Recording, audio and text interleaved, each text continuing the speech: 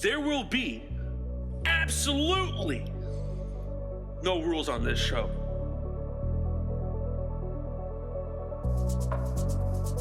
And we're not going to fabricate ourselves in hopes to please everybody. But make no mistake, we are not here to make enemies, but to make conversation. You are now watching the Behind the Boards show. New episode every week. Featuring Nick, I've never had a problem expressing my opinions. Taylor, and Tyler.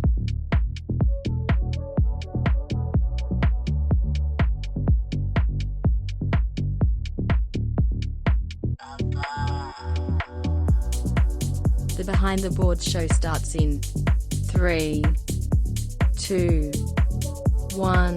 Ladies and gentlemen, welcome to episode 9. Unfortunately, we do have a man down, Taylor. He's going to be working some crazy hours. So for this episode, possibly for the next one, he might not be here. We're hoping to have him for the next one. But before we get into anything crazy, we're going to talk a little bit about a story of my crazy past, okay? I used to roll in an entourage, okay? Like the show Entourage. Except our celebrity was Caillou, okay? People think he's a child. He's not a child. He's actually a 37-year-old man with a serious drug addiction.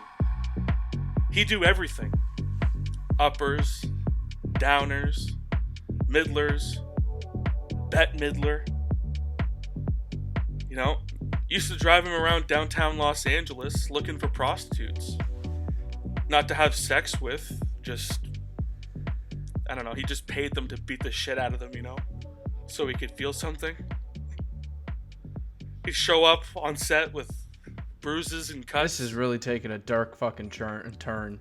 We're a minute and a half in, people. Jesus. Yeah, he used to,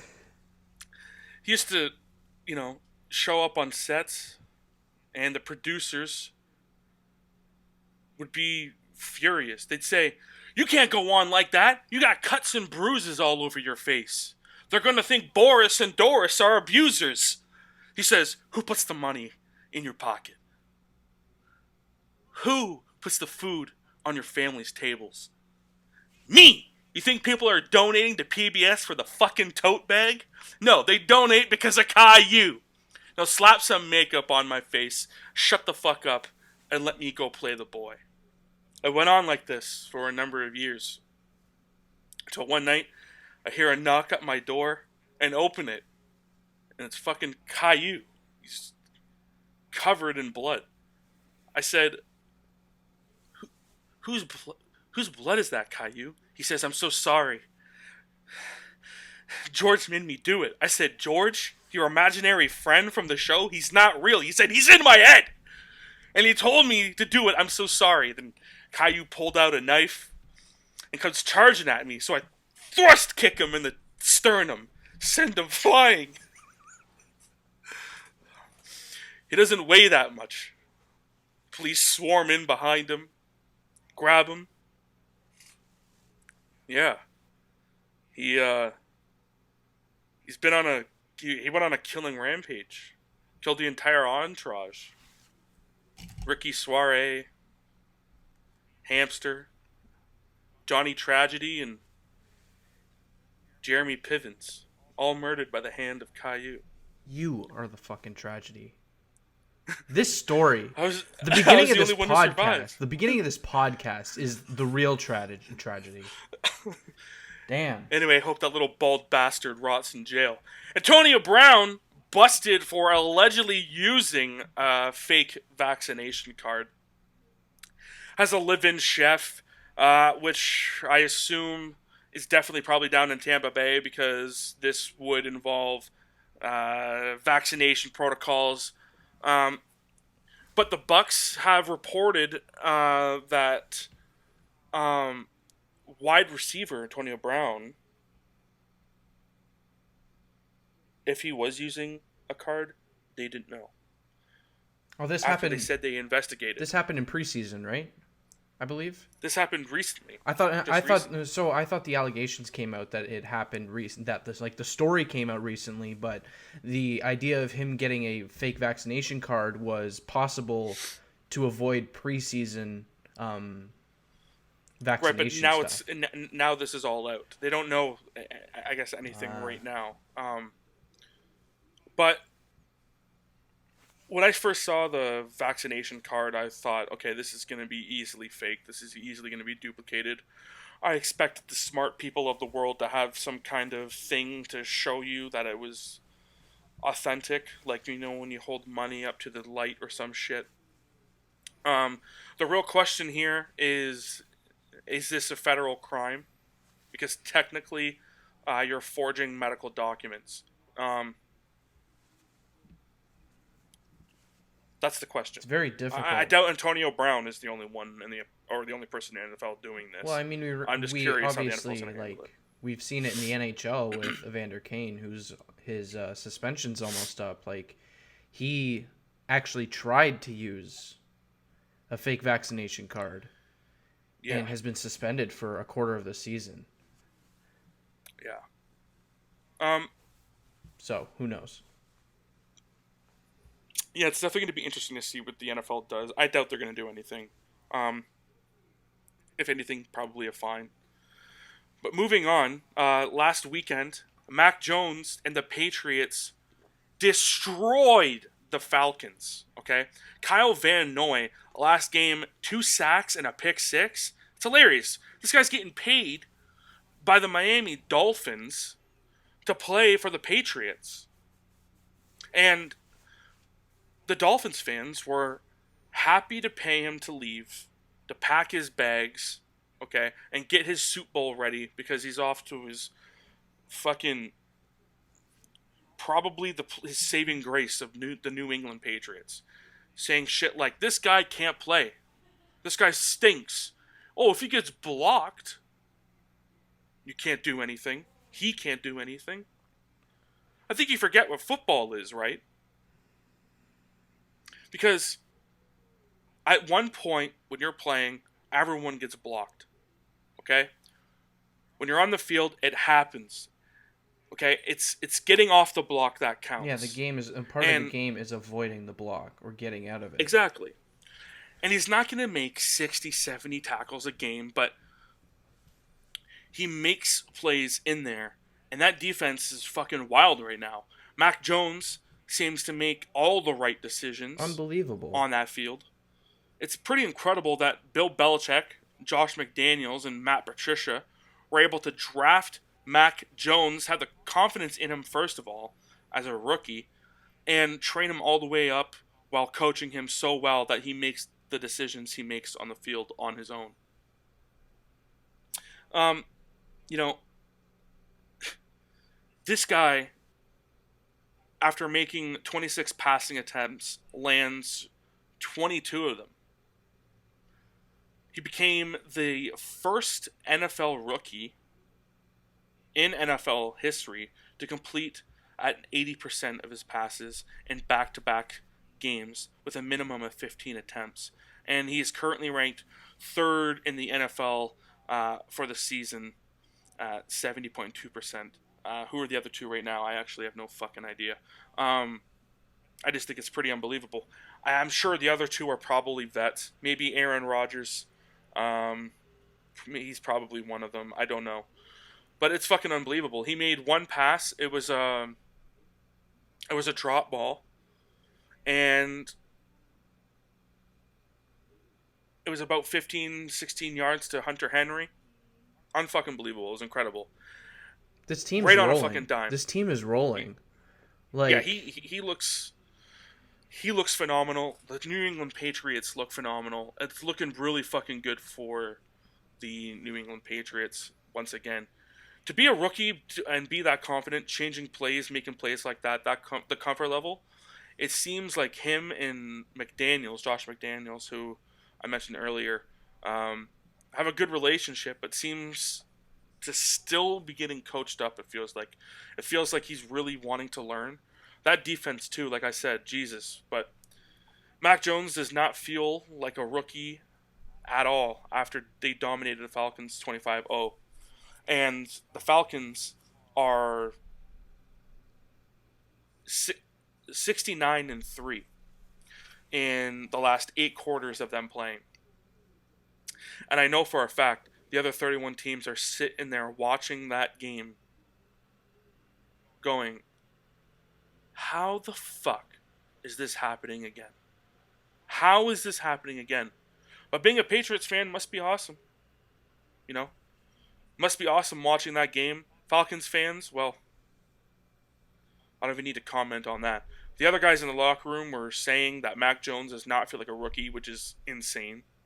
And that defense, good God, they have this mentality, or they had this mentality that game of, we are going to make you work for every single yard that you guys get. I feel like that's all Boston sports for like the past decade. Like you go all the way back to when Tom Brady was there, and then you even include like stuff like the Bruins. Like they make you work. 100%. You got to fight to get through 100%. to even make an attempt to make a play. And the fact that they were able to draft this quarterback, bring him up, and make him into the player that he is, and make the team work as well as it's working over the past 5 games. Like, again, 5-game winning streak, only allowing 13 points in the last 3 games against. That is insane. Insane. The defense was, like I said, even also fantastic. 4 interceptions, 4 sacks. 4 interceptions and 4 sacks, yeah. 165 total yards allowed, and obviously 0 points allowed. Insane. It's like everyone is on their game. Everyone is confident. Everyone has the confidence that they need. They have confidence right now in Bill Belichick. They have confidence right now in Matt Patricia, Josh McDaniels, everyone else. And Mac Jones, first of all. That is crazy. Yeah. That is absolutely crazy. The team's rolling. And it's annoying. It is annoying. And the one thing, too, that I've noticed is typically with these young quarterbacks, they'll get tunnel vision on their receivers. And that's something that Mac Jones does not do. He will throw to every single receiver he can, or hand off to every single one he can. Whoever is open, whoever has the ball. Immediately at kickoff, I knew the Patriots were going to win this game. And why am I spending so much time on Mac Jones? Well,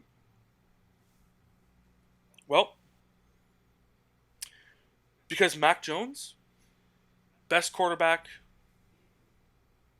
in the league, best quarterback of all time? Probably not. But if he continues this trajectory that he is on, he will get fucking close, let me tell you. He gets on the sideline and gets super pissed, super passionate. He has that same the same kind of drive and swagger and confidence level, swagger that Tom Brady had, still has. This kind of I'm the best on the field mentality, which I think every player should have, and unfortunately some players don't. Mac Jones definitely has that. The Patriots ended up putting him out in a preseason game in the second quarter, and the fucking stadium went nuts. It erupted. The fans were begging to play Mac Jones. Okay? Right from the beginning, when this guy got drafted. Everyone wanted to see what this kid was all about. And now everyone fucking knows it. Everyone knows that this Mac Jones guy is the fucking guy, okay? Bill Belichick, McDaniels, Patricia, the fans, and now the rest of the team know that this guy is a fucking guy. Keep in mind, too, this kid was supposed to go number 3 to the Niners, okay? And then whoop, whoop, whoop, whoop, whoop, whoop, whoop, like Humpty Dumpty, falling down all of these other teams, past teams that need a quarterback, past teams that traded up for a quarterback, okay?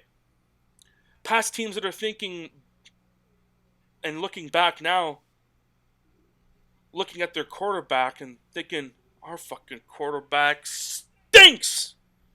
He fell right by their fucking building, right by their franchise, into the biggest asshole of my life, in the words of fucking Robert Kraft, the owner of the Patriots, of Bill Belichick's palms.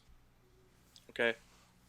Bill Belichick probably looked around that table and thought, should we just fucking do it? We might as well just fucking do it. And while looking at McDaniels, then got the final okay from Patricia, I don't think they expected to obtain him. I don't think that at all. I would be surprised. In that time, they were probably picking. They probably watched his single workout video. And Bill was probably like, get him. The worst part for non-Patriot fans is Bill, being Bill, probably knew the level of drive and skill that this kid had, and knew that people were going to start to hate the Patriots fans again, or all over again, or more. And to me, that brings a warmth to my heart, just knowing that that was probably a possibility, because I would have no doubt in my mind that that's probably what happened. Speaking of teams, though, that are doing really good, and I'm just going to briefly get on this, is Kansas City Chiefs. The Kansas City Chiefs last weekend looked like the Kansas City Chiefs. I mean, shit. Travis Kelce said, I got my swagger. I got my swagger. Playing like the team that they once were. Now, did the Raiders just stink? And did the Chiefs get a little risky on some turnovers? Of course. Of course. But the offensive side was fantastic. Plays to running backs. Tyreek Hill getting loose on some quick ones. Okay? Travis Kelce literally turning around in a play, catching a ball, and getting 15, 20 yards gains. That is the Chiefs we are used to watching. And Patrick Mahomes showed up looking like $500 million, where he marked his third career game with 400 passing yards and 5 passing TDs. That ties Peyton Manning, Dan Marino, and of course, the legend, Joe Montana. Hey, Joey. Okay?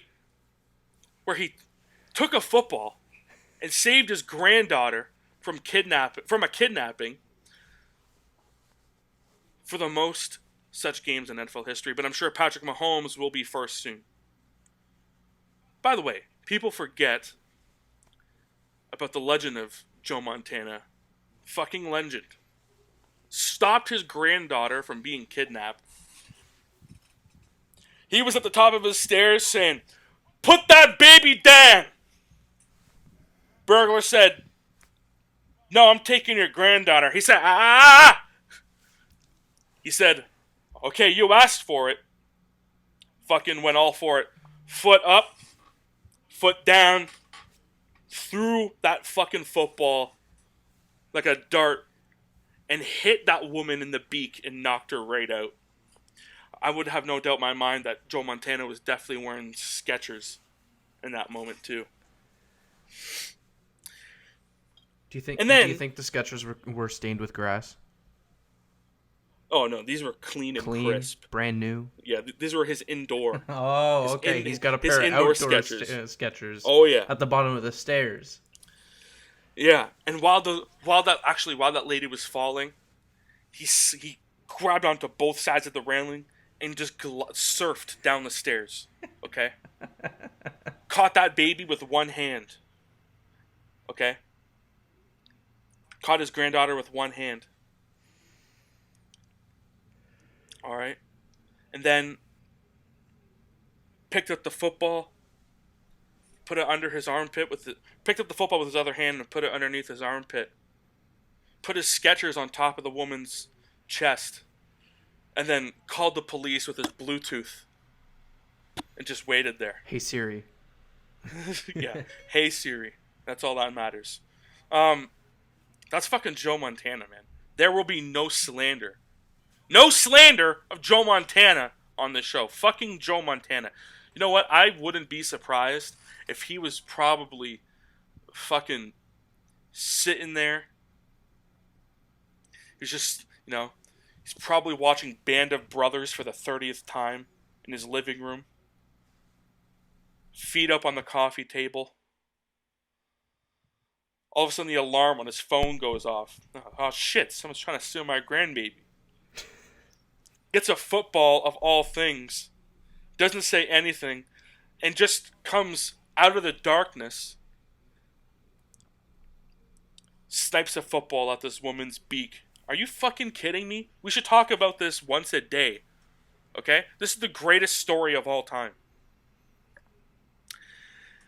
On top of that, you should probably have a moment of silence for Baker Mayfield's career in the Cleveland Browns. Ooh. Amen. Amen. Amen. Is this the Halo theme? No, that's part of It the. sounded If you've ever like been the to church, Halo that's theme, man. Catholic Church, man. Catholic Church, they would sing their amens. I don't know why. His wife been reposting stuff from the Browns fan base, and Baker Mayfield. Baker Mayfield responding to things.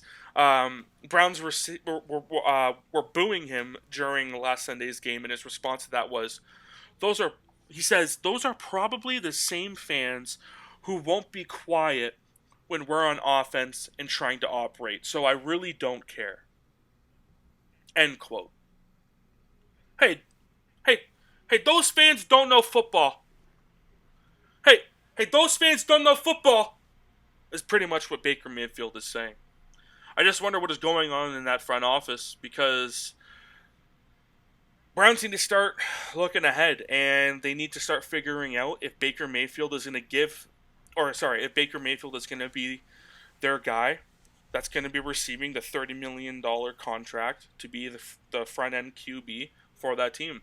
Because, let's be honest, they fucking stink. They haven't stunk as bad as before Baker, but they still stink. And it's crazy, because they were good last year. They were good last year, and I think what's happening is Baker Mayfield doesn't know how to control his locker room and doesn't know how to control his emotions. I think he needs a lot of training still. And unfortunately, that's just the way it blows. Some quarterbacks don't know how to do it. Some quarterbacks don't got it. Some quarterbacks just struggle with it. And one quarterback that seems to still have it is Cam Newton. He is back. 1 week in Joe Brady's offense, and he looks absolutely great. They played great against Washington despite them losing. Washington also played a great game. Obviously, they won the game, but Cam Newton was insane. Throwing, running, looking good, spiking the ball in the center field in the Panther, doing that Superman thing, and I bet that place went upside down. They went upside down when he stepped up out on the field. Oh, 100%. He said, and this is what gives me hope. He ended up being quoted saying that the fans did their job, but they didn't do theirs. In other words, the team didn't do theirs. He's been there for a week. Now, maybe it's because the other teams haven't had enough film on him this season or something. Because, I'm not saying he's, the greatest of all time. He's the be-all, win-all, best thing ever. He had some misses. Not every play was a highlight reel contender. But Cam Newton and Joe Brady, and those of you who don't know, Joe Brady is the offensive line coordinator. These two might be the best combo right now. But this does bring up a question. Because, like with Tepper, the richest owner in the NFL, does he see these two and think how Cam is playing and following Joe Brady's instruction, that they think that they're going to,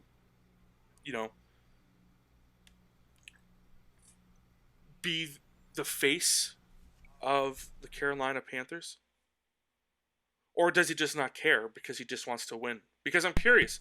If Cam is ultimately successful, you know, maybe they don't win the NFC Championship, or maybe they get into the playoffs and lose the first round. But he looks good. Does this mean that Tepper will continue with him? Like, this is turning out to be a very interesting situation here, because, like I said, what if he dominates, right? But they just can't go all the way. Because keep in mind, they are in the same division as Tom Brady's Buccaneers. Yep. The Saints, well, you know, the New Orleans got washed up a couple times, and now so is that team. That joke might be coming in bad taste. Not that I think about that, but at the same time, it's kind of true. You know, they're not the same as they once were. Yeah, Drew Brees, I think, had a lot more weight on that team than a lot of people thought. And I'm just curious because, like I said, if Cam does well, what will they do for the future? I think maybe that there's a lot in play here.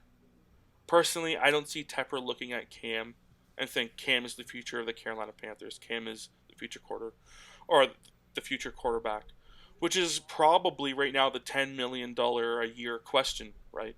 I think it could be a great send-off for Cam, since he said that he didn't want to go out the way he did. Keep in mind, too, there's also still 7 weeks left in the season. This is the longest season in the NFL history, so anything can happen. So that is definitely up in the air. I would like to see him there for maybe 2 or 3 years, but who really knows at this point? Well, I mean, you guys have, 6 games left? Yep. And the last 3 are very important games. 2 versus the Bucs and 1 versus the Saints. And if you guys want to jump up on top of these guys, that's where you gain your ground. I think out of one of those 2 games against the Bucs, I do expect a W out of one of them at least. Well, the last game of the season is against the Bucs. It goes Bucs, Saints, and then Bucs right at the end. So, yeah, I think next game we have against the Dolphins, that's going to be easy. You know, well, I mean, who really knows? The Dolphins might come back and win it. But moving on, head coach of the Chicago Bears, Matt Nagy, is probably going to be fired after the Thanksgiving game. He says otherwise, but if you are unaware, that team stinks right now. This team is getting so bad that the people are getting bored at other games, like Chicago Bowl games, are chanting "Fire Nagy" in the middle of their games. Like, I know "Let's Go Steelers" gets chanted at Penguins games when they're doing bad or the game is just boring or just uninteresting, which is probably the worst thing to hear as a hockey player or a basketball player, or even if chants start happening at NFL games. You know, hearing a chant for a completely different sport is probably not the best thing to hear. It's pretty much saying, "We are bored," you know. But Matt Nagy's son plays football in high school, and the parents and fans at his son's football games are chanting "Fire Nagy." No, they're not. It is the weirdest fucking thing I think I've ever heard. Chicago, relax. Chicago is absolutely disgusting. Like, at his son's game, Jesus. You're just sitting there and you just hear, you know, and Nagy with the catch or whatever fucking position he plays, and you're like, oh yeah, his son is here. Fire Nagy. Like, this kid's probably like 15, 16, maybe 17 years old? Yeah. It's definitely hot in the kitchen for Chicago. Oh, that's man. for sure. I've had some conversations in the past where people would ask, you know, if you're this late in the season, why fire your head coach? And I think if your owner or the GM or both parties agree and both parties are involved and you know the coach ain't working out, it's probably best just to kick the coach out, get a new one, in an interim maybe for the time being, get a jump on getting a coach for the off season, get into the next season fresh with a new coach. That's probably the best way to do it.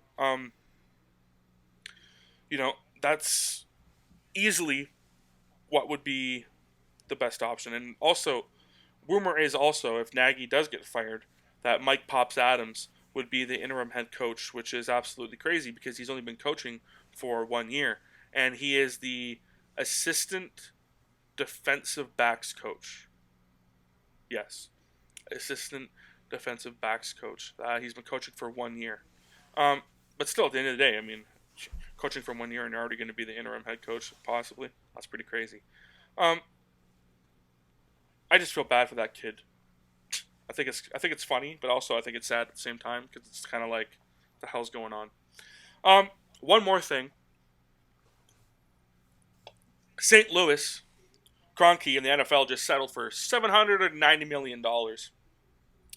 This comes 1 week after Kroenke doing a spit shake with the NFL on $100 million. Let's get out of here. Okay, they agreed on $790 million for the St. Louis departure. This comes after a 4.5 year fight with each other. St. Louis claimed that moving the team cost over like $1 billion, something like that. The other thing that is apparently happening now is St. Louis is not part of the expansion city. They're not part of the deal. I think St. Louis should have stayed at the dinner table a little while longer, but $790 million is a lot more than $0 million, you know what I mean?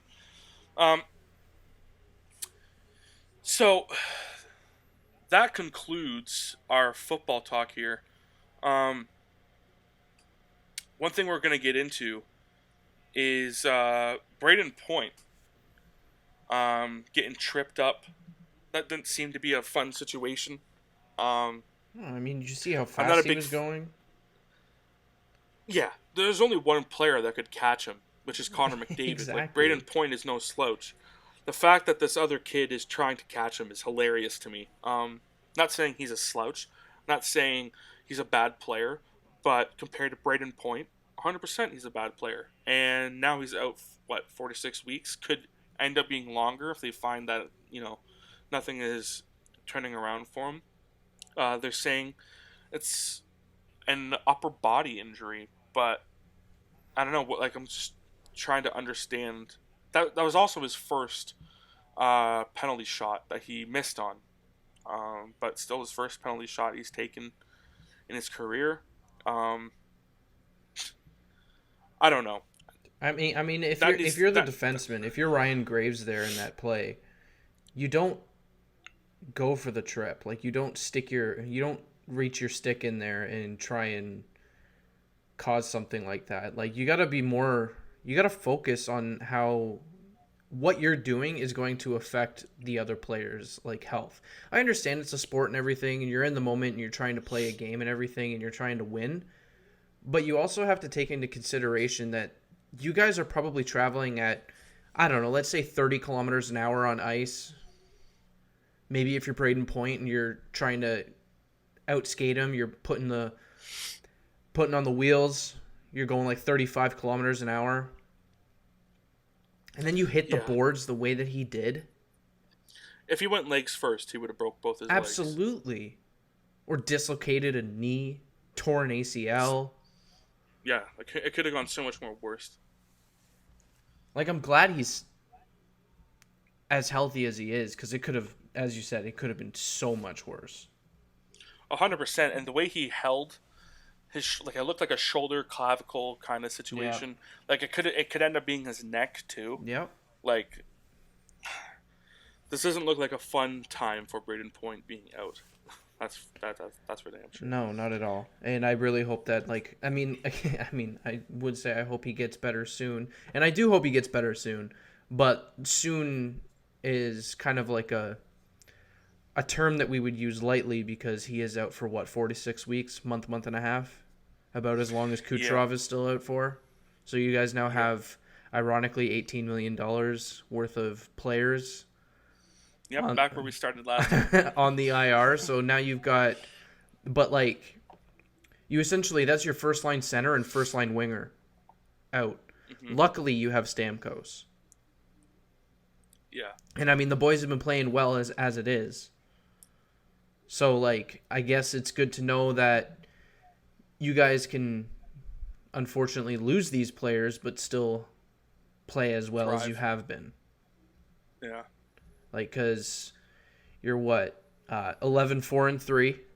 You guys just beat Philly last night 4-0, which is great. Vasilevsky's killing it. This guy cannot be stopped in that net. He's a different kind of animal. Him, Vasilevsky is absolutely insane. Absolutely insane. Like, again, just absolutely killing it in between the pipes. You can never worry when you're on the Tampa Bay Lightning and you see that no one's got you back there except for Vasi. You don't have to worry. Mm-hmm. And again, this is just such an unreal player. And this just brings us to another topic: is Connor McDavid cannot be stopped. Absolutely not. It's actually I'm actually shocked. I think his point streak just ended. Yes, it just ended last night. 17 games with at least a point. That is actually insane. I don't even understand. It's actually blowing my mind. I'm having a hard time trying to think about how good this kid is. I'm really happy that McDavid is finally showing off his skill. I feel like he really hasn't. I would agree. I feel like he's kind of held back a bit. I know he had his his rookie season, he injured his collarbone. He only played half a season and whatnot, so he didn't really get the chance to really show off or anything. But I feel like this season, the way that the team's put together, the way that their additions over the off season, it just it's so well rounded. This Edmonton team looks better than I've seen in a long, long, long time. Even we're talking about Connor McDavid as if Leon Draisaitl isn't 4 points ahead of him. We're talking about Connor McDavid as if both him and his co-worker, essentially, his line mate, aren't both on pace for over 150 goals this season, or 150 points this season, which we haven't seen in at least the last 25, 30 years. Yeah. It's insane. I'm pretty happy. I'm pretty happy that it's also on a Canadian team. The Canadian teams are playing well. The Canadian teams are playing well this season. And it's good to see, because everyone last season was going on, oh, it's just a weak division. And I understand where you're coming from. But Calgary's good. Toronto's good. Edmonton's good. You've got, I don't know, I feel like the North will rise again, and I feel like Edmonton is killing it right now. Toronto's killing it. Calgary's killing it. Markstrom, as we said a couple shows ago, I believe, is on fire, which I knew he was going to have a bounce back year after last season. And again, I'll say it, Edmonton is really well put together.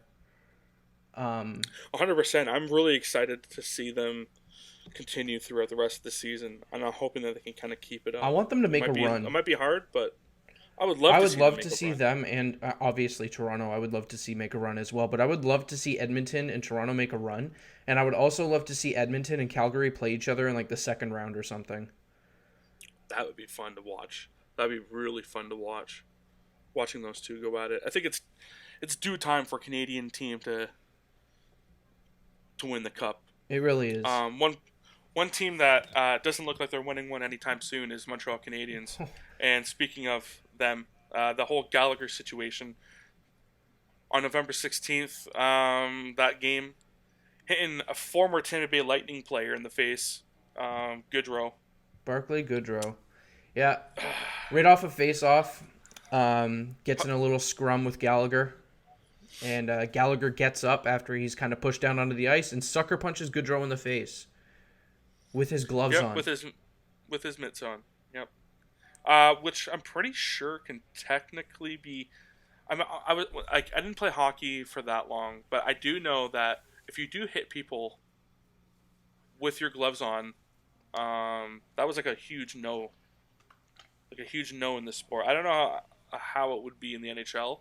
I'm guessing kind of the same, because I guess you can kind of consider them weapons. Well, yeah, because like that's like, what do they even put in those gloves? I wouldn't know, but like I know they put something there to protect your fingers, obviously from slashes and stuff. But like, But the fact he only got a $2,500 fine is funny. it's chump change. It's a $5 bill out of this guy's pocket, essentially. Yeah, I don't know why that the NHL Player Association and the NHL Player Safety hasn't been like, hey, maybe to, stop people from doing dumb shit on the ice and to hurt other players. I don't know. Maybe we should just, like, increase the fine from $5,000 to, maybe $500,000. Like, oh, you want to do some reckless-ass shit? Okay, well, give us half your fucking salary, sweetheart. Or something like that. Yeah, I mean, $500,000 might be a lot, but... I mean, I understand it was just a punch. It's not something like a slash or something that could really damage somebody, but you're still doing it with your gloves on. And I just and again, he was assessed a misconduct on the play. So I mean, at least the refs did something right at the time, but I feel like player safety could have done something more, assigned him at least like 1 game suspension or something like this, so that he knows to not do something like this again. Yeah. 100%. I completely agree with that. I'll just quickly start off. It's just a short little bit about that I want to say about the Leafs. They're playing in like half an hour. They're 11-2 in the last 13 games. Jack Campbell gets a shutout again. Joseph Woll gets a shutout. We've got I know Woll's first NHL game wasn't super exciting, wasn't the best. It was against Buffalo, and they did. It was another second half of a back-to-back. But he played well that game, and the whole team came together this game against the Islanders. Definitely, it was good to see. I don't know if you saw the celebration after the game and whatnot. Everybody was like throwing their water in the dressing room and like covering him with the water and stuff as he walked into the dressing room after he got his first shutout. It's good to see. Those are Bud Lights. No, I'm just kidding. We wish. Back in the day, it would have been. Yeah. Yeah, I mean, you got that going. Marner's on a roll again. He's leading the team in points after a slow start, which is good. There was a piece that just came out a couple days ago on The Athletic about him and how he's trying to avoid the media and avoid social media and stuff like that and just focus on his game, and that's what we like to hear because it's definitely something that was getting to him. 100%. He's one person that definitely needs to avoid it. But Jack Campbell Soup definitely seems to be like the guy that you needed on the Leafs for a very long time. I said so much. I said so much about Freddie. And, like, honestly, like, I give him credit where it's due because, like, he's playing well in Carolina. He's got 11 wins already this season, more than Jack. But Jack is just killing it, man. Like, this guy is exactly who we need. 100%. 1.66 goals against average, a 9.44 save percentage. You need players that want to play there. You and need that's players the that thing, want is he to be wants to play. Toronto. He wants to play in Toronto. They're already, I think I said a couple shows ago or a show ago that the contract talks have already started, and he wants to be there. So you know that if a player wants to be there, just like Riley, they're going to take a discount. You would think that, but anyways, I don't want to get into it. I'm just really happy that Jack's playing the way that he's playing. I mean, 3 shutouts already in this season, 10 wins, 4 losses, 1 overtime. This guy's great. And I'm so excited to see where this guy can take this team. Me too.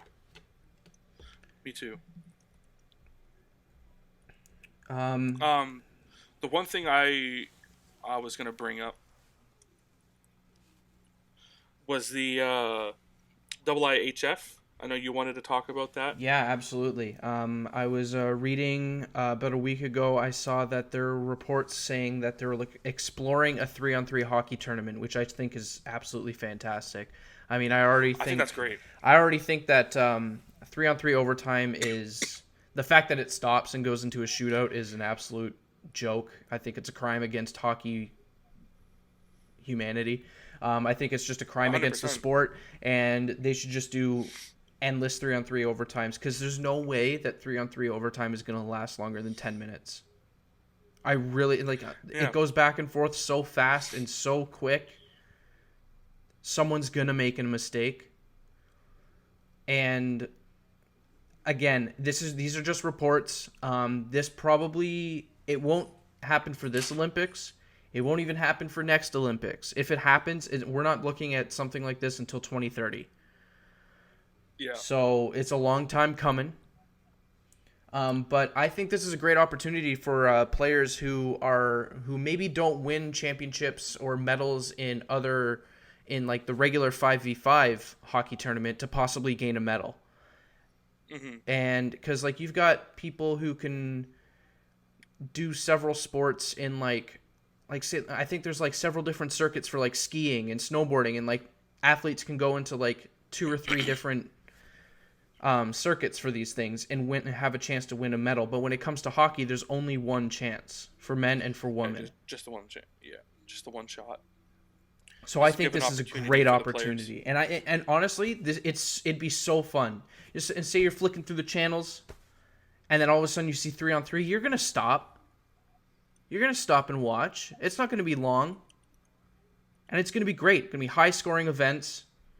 I think it'll be great. I think it's a great idea, and yeah, I mean, kudos to the IIHF for thinking about this, and I really think that when it comes down, I think that's actually a great implementation, and I think that is one of the first things in a long time where I've really, really agreed with the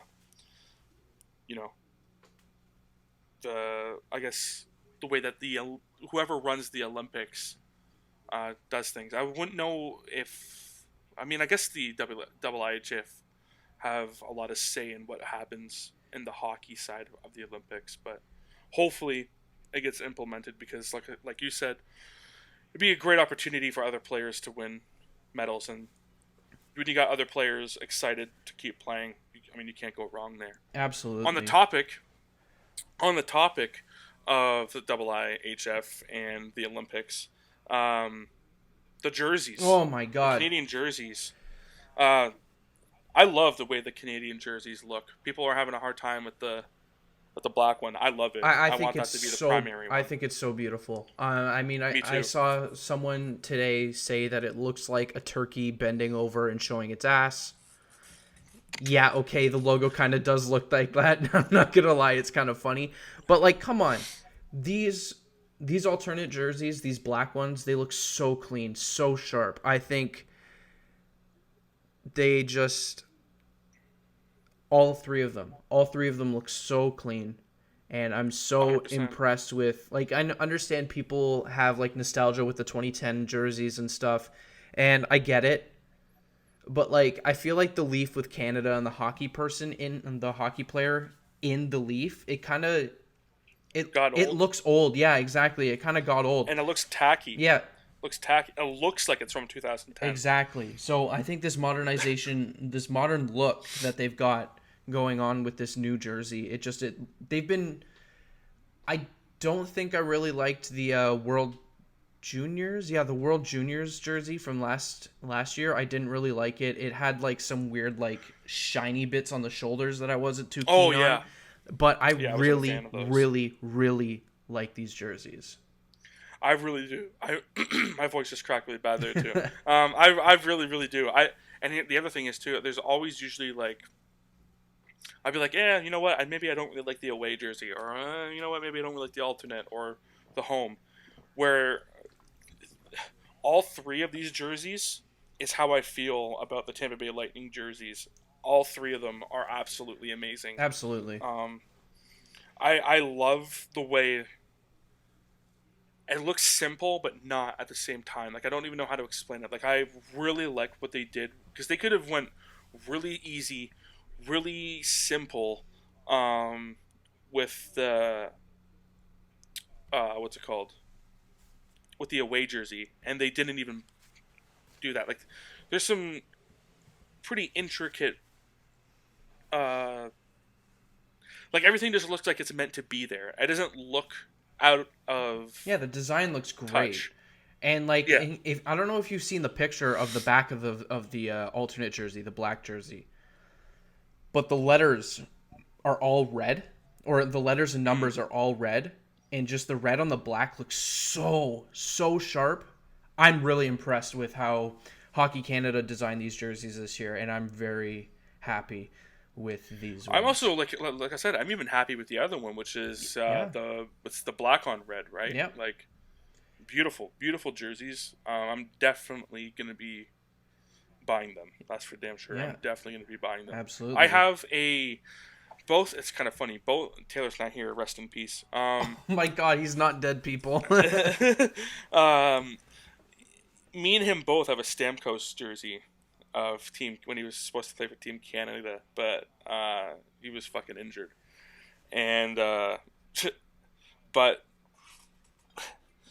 like I love those jerseys, and I like the 2010 ones, but I'd be lying if I said that these are not absolutely phenomenal looking. Yeah, absolutely. I'm really excited to see them on the ice. For sure. I'm going to watch these Olympics like crazy. I don't care if I have to wake up at like 8 a.m. in the morning to watch a game. I'm gonna do it. 100%. The U.S. on the other hand, I was just about to say the U.S. on the other hand, gross. These Nasty. jerseys stink. Yeah, they stink. They're absolutely. I don't know who made these. I don't know who thought it was a good idea. They look. I don't even know how to explain it. They literally look like. They look like football jerseys. People like not football jerseys as in American football.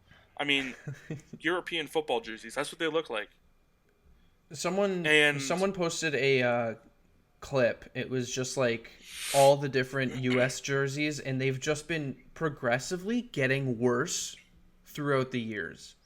And it's not that hard. Like, I don't understand. Yeah, it's a damn shame. It's like... Because they look horrible. They look really bad. And, like, I don't know if it's just because, like, when they showed these off, they showed them off as, like, an apparel line. Whereas, like, with Canada, you can see the gear. Like, you can see the shoulder pads, the knee pads, the shorts and everything. When they showed these American... Maybe they'll look better when they're on the players. I don't know. Because they didn't show them yet. All they show you is, like, these mannequin-style shirts, and they look awful. Yeah, they're like... Exactly. It just looks like a long-sleeve shirt that's meant to be used by football clubs. Yep. By football clubs, like I said. Not American football. It's a damn shame. But that does seem to finish off the episode today. It is a short one, guys. Like I said, Taylor's not here. We do hope that he will be back from the dead next week, but he might have a lot of things to do. We'll have to see. Play it by day, or what is it? Play it by the hour. Play it I by don't know ear. What the saying is. That's the one. There you go. There you go. Yeah, I mean, we'll definitely have to see. Hopefully he comes back to us and we can greet him with open arms. We love him. But yeah. Bees die when they have sex. You know? Just honey, nut, Cheerio. That's it. See ya.